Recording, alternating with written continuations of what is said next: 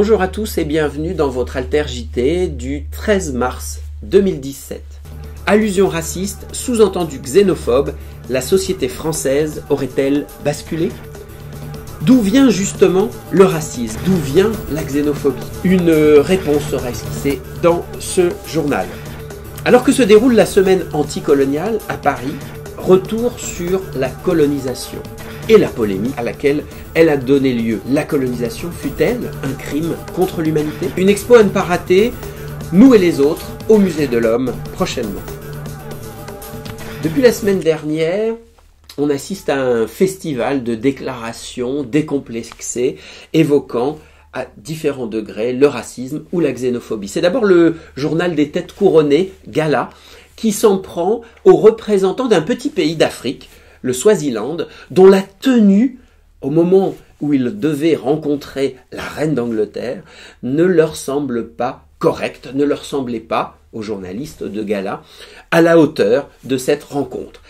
L'étiquette, la mode, les canons de la mode seraient nécessairement occidentaux. Le journal n'hésite pas à se moquer de ces représentants du Swaziland, considérant que leur pagne en wax, tissu traditionnel de cette partie du continent noir, ne serait pas digne de rencontrer la reine d'Angleterre.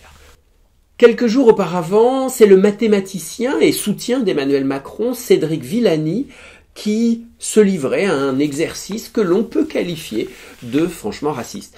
Il considérait, en passant, que la baisse du niveau scolaire, dans certains territoires au moins, était due à la rencontre entre les élèves français de souche et les élèves issus de l'immigration. Qu'est-ce qui vous frappe ? On ne peut pas comparer directement les résultats du système français au système étranger. Le système français est l'un de ceux dans lesquels il y a le plus de complexité, parce que France est une terre d'immigration et ça a fait aussi partie de la force de la science française, mais il y a des difficultés, il y a des questions d'assimilation qui sont à régler, qui sont à gérer.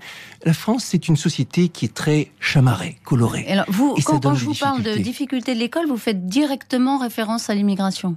Oui, parce que ce serait donc une explication culturelle plutôt que sociale qui expliquerait cette baisse du niveau scolaire. Il ne considère évidemment pas les suppressions de postes, la baisse d'investissement dans l'éducation nationale et surtout les inégalités sociales qui caractérisent les populations issues de l'immigration et les populations ouvrières, paysannes, rurales de nos territoires les plus sinistrés. Ces explications sociales, ce sont celles que les plus racistes oublient régulièrement pour se livrer à leurs fantasmes. Et l'inénarrable Robert Ménard, le maire de Béziers, qui aurait pu faire l'objet d'un sujet à lui tout seul, et qui peut-être d'ailleurs fera l'objet d'un sujet à lui tout seul, déplorait que certains footballeurs ne s'intégreraient pas. On se souvient des diatribes racistes de Jean-Marie Le Pen à propos des joueurs de l'équipe de France, mais également de celle d'Alain Finkielkraut, qui, dans le même registre, même s'il s'exprimait à l'étranger, trouvait aussi à redire sur l'origine culturelle, l'origine ethnique de certains footballeurs français. Et justement, d'où viennent le racisme et la xénophobie ? Petit détour par l'histoire et la géographie, par le biais d'une émission, Le Dessous des cartes, du regretté Jean-Christophe Victor. Et puis ensuite, on verra un peu de science, un peu de sociologie, toujours sur cette question du racisme et de la xénophobie. Apparaît ainsi vers le milieu du XIXe siècle une nouvelle science qui a pour objectif de mesurer ces différences entre les hommes pour créer des catégories et ensuite les hiérarchiser. Par exemple en s'appuyant sur l'anthropométrie et la craniométrie. Le représentant de ce courant en France est Paul Broca. L'anthropologue allemand Blumenbach, lui, identifie 5 races. On lui doit la dénomination de variété caucasienne, c'est-à-dire blanche, et Blumenbach estimera que la race noire est perfectible. Les théories raciales se voient ainsi confortées par les apports de la science au XVIIIe et XIXe siècle et peuvent ensuite se diffuser largement. Par exemple, le manuel scolaire « Le Tour de France par 2 enfants » nous enseigne qu'il y a 4 races et que la race blanche est, je cite, « la plus parfaite des races humaines ». Et songez qu'entre 1877 et 1977, ce livre est vendu à 8,5 millions d'exemplaires, soit autant d'enfants qui assimilent ces idées-là à l'école. Et ces enfants ont été nos grands-parents, ou peut-être même nos propres parents. Alors cela explique évidemment en partie comment nous avons été conduits à penser de façon aussi fausse. Poursuivons notre remontée dans l'histoire. Au XVe siècle, le prince catholique portugais Henri le Navigateur conçoit de nouveaux types de navires, les caravelles. Et grâce à ces caravelles, Bartolomé Dias, Christophe Colomb, Vasco de Gama, Francisco Cabral, Magellan vont réaliser pour le compte du Portugal et de l'Espagne ce qui est vu par les Européens comme les grandes découvertes. Plusieurs traités successifs, arbitrés par le Vatican, vont permettre aux deux puissances ibériques, le Portugal et l'Espagne, de se partager le monde, y compris celui qui reste à découvrir et à évangéliser. Ces découvertes donnent aux Européens l'accès à de nouvelles routes commerciales et à de nouvelles terres et richesses qu'il faut exploiter. Et pour exploiter, il faut de la main-d'œuvre, alors un nouveau type de commerce se met en place, dit triangulaire, et qui fonctionne de la façon suivante. Les commerçants européens vont chercher des esclaves en Afrique, les emmènent de force dans le Nouveau Monde et rapatrient ensuite les bénéfices tirés de cette force de travail gratuite vers les monarchies européennes. Ce commerce des Noirs, cette traite négrière, est un événement économique majeur dans l'histoire. Par sa durée, près de 400 ans, du XVIe au XIXe siècle, par son ampleur, entre 25 et 30 millions de personnes déportées, par son impact géographique et sociétal aux États-Unis, dans les Caraïbes, au Brésil et évidemment sur le continent africain lui-même. Et en fait, l'impact est bien plus qu'économique. Il est dans les mémoires, il est dans nos imaginaires. Au début du XVIIIe siècle, par exemple, les termes noirs et esclaves deviennent synonymes dans certains dictionnaires français. À la domination économique, institutionnelle, technique, militaire, qui est tout à fait réelle, l'Europe impose en plus une domination morale et religieuse. Elle estime avoir une mission civilisatrice censée apporter le progrès et la foi aux populations d'Amérique, d'Afrique, d'Asie, d'Océanie, vues comme moins avancées. Une grande partie du monde est colonisée, et le partage de la quasi-totalité du continent africain entre puissances européennes à la conférence de Berlin de 1885 a été, à cet égard, tout à fait emblématique. Alors que se déroule justement à Paris la semaine anticoloniale qui, chaque année, rappelle ce que fut véritablement la colonisation et ce qu'il en reste aujourd'hui dans notre société post-coloniale, revenons un petit peu sur la polémique qui a émergé à l'occasion des déclarations en Algérie du candidat aux élections présidentielles Emmanuel Macron qui déclarait que la colonisation fut un crime contre l'humanité. Salut à tous. Alors un scoop, Emmanuel Macron est de gauche. Enfin non, pas vraiment en fait, il a juste dit quelque chose de gauche pour une fois. Et vu les réactions indignées, on dirait que personne ne le savait. Il est vrai qu'en 2005, la droite au gouvernement avait fait voter une loi dont l'article 4 affirmait que la colonisation avait un rôle positif, notamment en Afrique du Nord. Les protestations avaient conduit au retrait de cet article. La droite n'est pas d'une grande cohérence sur cette question, il faut dire. Pour Fillon d'ailleurs, la colonisation française est tantôt un partage de culture et tantôt une abomination.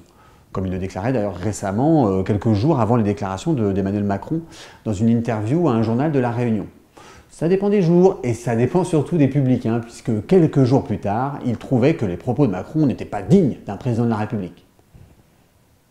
Si l'on en croit le droit, la notion de crime contre l'humanité, introduite en 1945 dans le statut du tribunal de Nuremberg, concerne toute violation délibérée et ignominieuse des droits fondamentaux d'un individu ou d'un groupe d'individus, inspirés par des motifs politiques, philosophiques aussi, raciaux ou même religieux.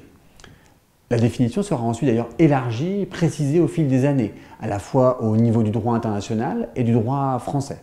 Sont ainsi considérés comme crimes contre l'humanité des actes qui sont commis dès lors sur ordre, dans le cas d'une attaque généralisée ou systématique dirigée contre toute population civile ou au nom d'un État pratiquant une politique d'hégémonie idéologique.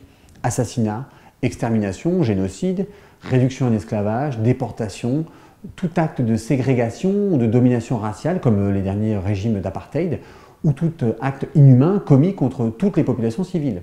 La liste est longue et couvre l'ensemble des actes inhumains et autres persécutions de masse pour des raisons politiques, raciales ou religieuses, famine intentionnelle, torture, Abus sexuels systématiques, emprisonnement abusif, disparition, mutilation, les transferts d'enfants, les mesures visant à entraver les naissances. Voilà. Au vu de ces éléments, la colonisation peut-elle être qualifiée de crime contre l'humanité? Rappelons que la colonisation est l'appropriation illégitime par la force d'un territoire et de ses habitants. Historiquement, cette appropriation a signifié à la fois de très grandes souffrances pour les peuples soumis et la mise en place d'infrastructures minimales pour gouverner et exploiter les territoires. C'est d'ailleurs ce que mettent en avant tous les nostalgiques de l'Empire français, avec une mauvaise foi consternante. Sous-développement des territoires colonisés, au moment de leur décolonisation, fut vraiment universellement reconnu. Pas d'infrastructures, pas de ports, ni d'infrastructures ferroviaires, des populations analphabètes, à peine une poignée de diplômés pour l'ensemble du continent africain, et de toute manière, n'était pas profondément indécent de mettre en exergue quelques réalisations matérielles pour contrebalancer une très longue liste d'horreurs infligées aux populations. Massacres, tortures, viols, pillages, asservissements généralisés sont vraiment la marque de fabrique des colons français ou autres d'ailleurs. Faut-il rappeler d'ailleurs la disparition des Aztèques ou d'autres peuples précolombiens, des Amérindiens, des aborigènes de Tasmanie, des Hereros, la réduction en esclavage des Indiens d'Amazonie, puis aussi des esclaves africains pour travailler sur les terres nouvellement conquises ou même alimenter le commerce triangulaire, le travail forcé des indigènes dans les empires européens d'Afrique. Les viols, persécutions, toutes des populations qui sont soumises par les Japonais notamment aussi, les Chinois, les Occidentaux en Asie du Sud-Est. Oui, des réalisations, il y en a eu. Quelques écoles pour enseigner la compréhension de l'ordre aux futurs travailleurs forcés. Quelques hôpitaux pour soigner les colonisateurs. Les collaborateurs aussi. Quelques réseaux routiers pour acheminer le minerai, les troupes coloniales, en cas de soulèvement aussi. Mais qui osera se féliciter de la construction du chemin de fer Congo-Océan, quand on sait qu'il se traduisit par la mort sur le chantier de près de 15 à 30 000 travailleurs forcés? Le Conseil représentant des associations noires de France, le CRAN, a d'ailleurs essayé de poursuivre la France et le groupe SPI pour crimes contre l'humanité en 2014, du fait du travail d'esclaves et des conditions de travail effroyables ayant caractérisé cette construction. Alors le Martiniquais Aimé Césaire avait déjà apporté une réponse quasi définitive à cette réécriture nauséabonde de l'histoire coloniale, dans son formidable discours sur le colonialisme paru en 1955. On me parle de progrès, de réalisation, de maladies guéries, de niveaux de vie élevés au-dessus d'eux-mêmes. Moi, je parle des sociétés vidées d'elles-mêmes, des cultures piétinées, d'institutions minées, de terres confisquées, de religions assassinées, de magnificences artistiques anéanties, d'extraordinaires possibilités supprimées. On me lance à la tête des faits et des statistiques, des kilométrages, routes, des canaux, des chemins de fer. Moi, je parle de milliers d'hommes sacrifiés, et notamment au Congo-Océan. Et je parle aussi de ceux qui, à l'heure où j'écris, sont en train de creuser à la main le port d'Abidjan. Je parle de millions d'hommes arrachés à leurs dieux, à leurs terres, à leurs habitudes, à leur vie, à la danse, à la sagesse. Je parle de millions d'hommes à qui on a inculqué savamment la peur, le complexe d'infériorité, le tremblement, l'agenouillement, le désespoir, le larbinisme, dit-il. Les politiciens démagogues et néofascistes n'aiment pas non plus que l'on évoque les répressions massives dont firent objet les peuples colonisés. À chaque fois que ceux-ci non nullement subjugués, on va dire, par les splendides ouvrages de la colonisation, dont ils étaient bénéficiaires, demandaient un peu plus de droits pour leur émancipation. Et notamment à Sétif, en Algérie, 45 000 personnes furent exterminées suite à une manifestation demandant l'indépendance, un certain 8 mai 1945. Madagascar, on ne saura jamais combien de milliers de personnes, de malgaches, entre 20 et 100 000 peut-être, furent massacrés par les tueurs de l'armée coloniale française en mars 1947, pour écraser leur révolte là aussi. Au Cameroun aussi, on oscille entre 60 et 120 000 victimes pour ce qui est de la répression des populations soulevées à l'appel des militants indépendantistes de l'UPC. Et pour un Mandela libérateur de son peuple autrefois colonisé par les puissances hollandaises ou britanniques, combien de grandes figures des peuples colonisés, Umniobe, Moumié, Lumumba ou Lumpio, y furent fauchés avant d'avoir pu apporter un avenir meilleur à leur peuple. Alors si la colonisation ne saurait expliquer l'ensemble des maux dont souffre le continent africain, évidemment, il faut reconnaître qu'elle constitue une cause importante du retard de l'Afrique, avec le néocolonialisme aussi qui la prolonge aujourd'hui. Alors oui, sans conteste, la colonisation fut partout et en tout temps un crime contre l'humanité. On est heureux qu'Emmanuel Macron s'en soit aperçu, lui qui jusque-là racontait un peu n'importe quoi à ce sujet, expliquant par exemple que la colonisation de l'Algérie avait favorisé l'émergence de l'État algérien, alors que celui-ci s'est justement construit contre la colonisation. On espère que le peut-être futur président saura se souvenir de son anticolonialisme pour condamner, comme il se doit, la colonisation du Tibet par la Chine, celle de la Palestine par Israël. Et peut-être on pourra alors s'interroger sur la possibilité de formes de réparation pour les populations et territoires ayant souffert des crimes coloniaux. Tout un programme. Il est regrettable de devoir encore évoquer la nature véritable du racisme, de la xénophobie, et de s'interroger également sur ce que fut véritablement la colonisation. Et de voir que ces termes-là, cette histoire-là, continuent de susciter des polémiques avec une formidable mauvaise foi exprimée à cette occasion. Il est des musées qui font un travail utile. C'est le cas du musée de l'Homme, avec cette exposition dont l'ouverture est le 31 mars, Nous et les autres. Écoutons l'historienne Evelyne Heyer qui nous présente cette exposition. Pour l'essentiel, on a peu de différences génétiques entre les populations. Par contre, ce qui est fascinant chez l'homme, c'est les différences culturelles. Je veux dire, l'homme se met à parler à des langues différentes. Des fois, à 50 km d'un endroit à l'autre, les gens vont parler des langues différentes, vont se comprendre plus ou moins, ou pas du tout se comprendre. Et vous avez une richesse, une diversité de langues sur la Terre qui est énorme. Vous savez qu'il y a environ 6000 langues parlées sur Terre, et qu'il y en a seulement 200 qui sont écrites, et que chaque jour, il y a des langues qui meurent. Et c'est cette richesse culturelle qui est surtout la plus frappante dans notre espèce. C'est-à-dire, si on compare notre espèce aux autres espèces, notamment aux mammifères, on voit bien que génétiquement, nous, on n'a pas beaucoup de variabilité, peu de différence entre les populations. Par contre, si on regarde la culture, la diversité culturelle, les langues, les habits, la musique, la manière de vivre, alors là, on voit une différence très forte. C'est ce qu'on appelle la diversité culturelle. Et comme vous le voyez bien maintenant, on a de plus en plus d'échanges entre des gens qui viennent d'univers culturels très différents. Bon, c'est cette diversité culturelle à laquelle on est confronté de plus en plus, et il faut s'habituer à la comprendre, à l'apprécier et à s'ouvrir aux autres pour comprendre d'où ils viennent, ce qu'ils font, en quoi ils sont différents. Et c'est ça qui est fascinant dans notre espèce. L'Alter-JT est terminée, mais l'Alter TV continue avec la diffusion d'un court-métrage de William Prunk et Stéphane S., Tous racistes, le premier opus des aventures d'un certain Jacques Lynn.